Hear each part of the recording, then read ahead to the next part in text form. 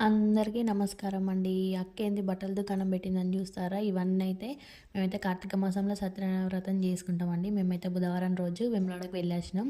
ఇక పొద్దున్నైతే బట్టల దుకాణం అయితే పెట్టేసిన. ఈ బట్టలన్నీ చక్కగా విండి చెద్దర్లు అన్నీ విండేసి చక్కగా ఉల్లారేసిన.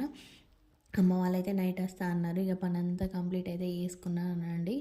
మేమైతే కార్తీక మాసంలో ప్రతి సంవత్సరం అయితే సత్యనారాయణ వ్రతం చేసుకుంటాం. ఇల్లు అయినప్పటి నుంచి అయితే చేసుకుంటున్నాం. ఒక 3 సంవత్సరాలు అవుతుంది.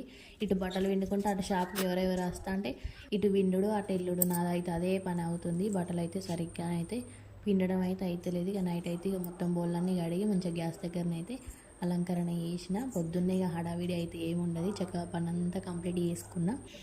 ఇక పొద్దున లేసి అయితే చక్కగా రెడీ అయ్యి అమ్మవారి దగ్గరనైతే కార్తీక పౌర్ణమి కదా ఈరోజుగా శుక్రవారం తులసమ్మ దగ్గరనైతే దీపారాధన చేసుకున్న. గడపమ్మకు కూడా దీపారాధన చేసి దండం పెట్టుకొని ఇక పూజ పనులు